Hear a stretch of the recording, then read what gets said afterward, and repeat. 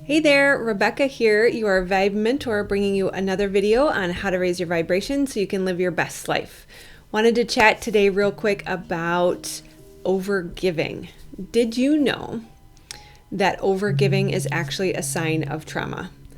That if you grew up with an insecure attachment to your parents, to the leaders in your environment, that you will likely overgive in an attempt to meet the need of not being validated or nurtured or cared for.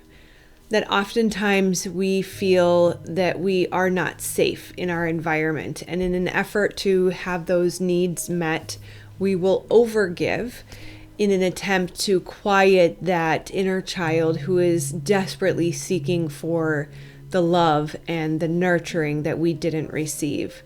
That oftentimes we will either overgive in the sense of taking care of people or cleaning the house, or even because it's Christmas 2021, the theme of overgiving gifts is even coming to light. And oftentimes we have sort of this pining for people to validate us, and we are looking for our worth and our value outside of us. And we, especially as spiritual beings, will put this under the umbrella of, I just want to help people. And it's difficult because we do have the innate drive to contribute and to help people. And that certainly is part of our makeup, because that is what we were designed for, is to help people. But at the same time, we will disguise our pain or disguise our lack of self-worth under the umbrella of helping people. And so oftentimes we will give, and we will give, and we will give, and we will give, and we don't know how to receive. It's not an equal give and take. It's not balanced in the healthy receiving and giving cycle that needs to take place, that is driven by balance and discernment. That when we give, we also need to receive. That giving and receiving are two sides of the same coin. And we very easily can fall into the trap of our self-worth being dependent on whether or not someone sees what we give, or whether or not we are appreciated for what we give.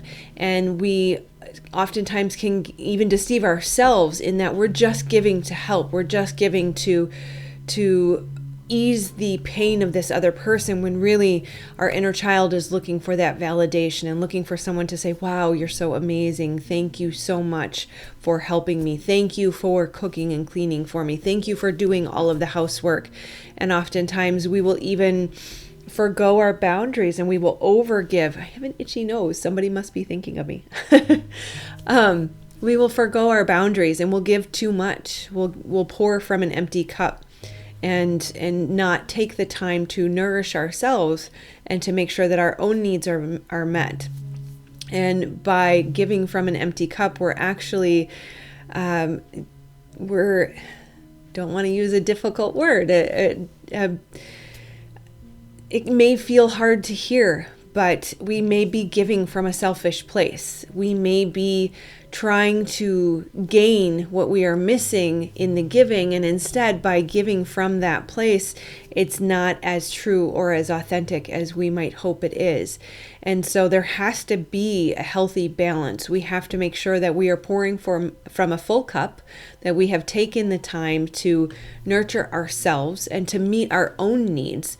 So when we find ourselves wanting to overgive and wanting to pour from an empty cup or give for the sake of receiving, then we need to take a step back. We need to check in with ourselves, get quiet, go within, and talk to the inner child. Have an inner dialogue. So anytime you find yourself looking for something outside of you, whether it's I want to feel better, so I'm going to go shopping a lot. I want to feel better, so I'm going to go on social media and compare myself to others, or whatever the addiction or the habit is. If it's sugar oftentimes can be an addiction, and it can be driven by the consumption of sugar. Certainly alcohol, it usually falls in the same vein, where we initially are taking in these substances to try to numb a pain, to numb out from the fact that our needs are not met. And oftentimes addiction will come about because not only do we feel this pain, but we also feel helpless to fix it. We feel that we may never escape this longing or this yearning or this hunger, especially a food addiction, where we're feeding and feeding and feeding and feeding, and we're not feeling nourished. We're not feeling like we've hit the spot, right? That there's still a hunger. It can happen, when you have a lot of junk food and you feel full, right? Your belly, the volume is full, but the need is not met. And so you still feel like I still need more, even though I'm stuffed to the gills, right? And all of these things, these addictions, these habits come from the place of I still need something more. And oftentimes it's not food, and it's not people, and it's not alcohol, it's not shopping, it's not consuming and bringing in from the outside, but rather nourishing from the inside. And so all we have to do is go within and have a conversation with the inner child, have a conversation with your heart, and ask, what do you need right now? Do you need to be seen? Do you need to be heard? Do you need to feel worthy? Do you need to feel validated? And we can do that so easily. And your inner child and your heart will tell you what you need, and it'll tell you how to meet that need. But oftentimes it can come from a place of nourishment, from a reminder that you are extremely valuable. You are so special. You are so needed. Your gift is needed by the world, and only you have that special gift. Nobody else on this planet is capable of contributing what we need you to contribute. It can also come from a place of being your own cheerleader, to say, look at how far you've come. Look where you were a year ago. Look where you were 5 years ago, 10, 20, however long you have to go back to say, wow, I've really come a long way. I've made so much progress. And spend time celebrating your wins. Make a list. Congratulate yourself. There's literal scientific evidence and proof that giving yourself a pat on the back, giving yourself a hug, and look at Mel Robbins, giving yourself a high five in the mirror actually has positive physical benefit, that within the body there is a positive response. Your brain floods your body with those hormones like we talk about all the time, right? Your brain's chemistry has to match the image and the words that you put in it. So your thoughts that you choose, when you give yourself a high five, your body says, yes, I must celebrate, right? Whew, there's some dopamine, there's some happy hormones to make your body feel alive and feel exuberant again and say, yeah, I really have come a long ways. Right? So the things we need are pretty simple, and we're able to give them to ourselves. The difficulty is recognizing when I'm seeking outside of myself for something that I can very easily give to myself. And it doesn't require much. It's almost always free. Pretty much 99.9% of the time, what you need is free. You need some quiet time.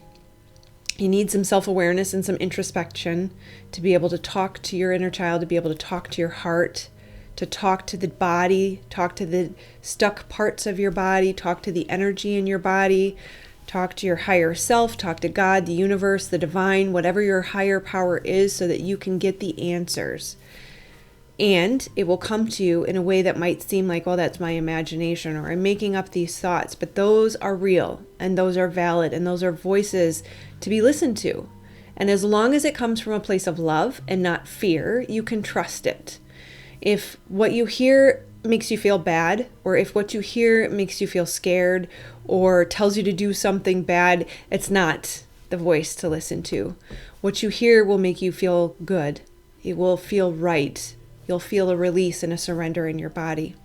And so remember, every time you have a drive to help others and to overgive, especially when you feel like you're tired and you're strained and you've given too much, that's your indication that you need to go within and listen to that inner voice and find a way to meet your own needs.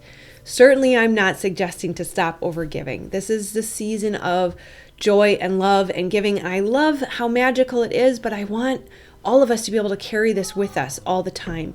We can feel the magic of Christmas all the time. This is within us, guys. Everything that is being created out there right now, it's a figment of our imagination. It is something we've created because we are creators and we're creating all the time. Yes, collectively we are all on this frequency and this vibration right now, and so that's why it's magical. But it doesn't have to be Christmas. It doesn't have to happen one time a year. This can be every day. This can be our dominant reality. And I say dominant reality because I want you to understand that I'm not saying all the time, right? Dominant means most of the time. Yes, there will be challenges because that's how we grow, but we also can grow through joy. And I have been really, and I need to do an energy update because we've had a lot going on and we just went through the full moon and there was a lot of solar activity, but it's worth saying here and now as well that I am very strongly intuiting that good things are on the horizon, that things are going to start getting better very, very soon. And there may be collectively an awakening to the things we need to work on, like finding out that overgiving is hurting you. Those are temporary moments of pain that lead to long-term joy.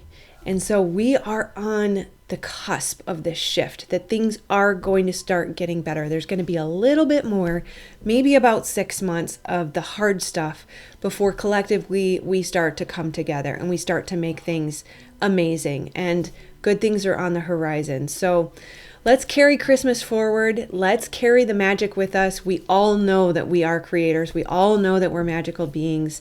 And when we learn to give to ourselves, take that overgiving and turn it in.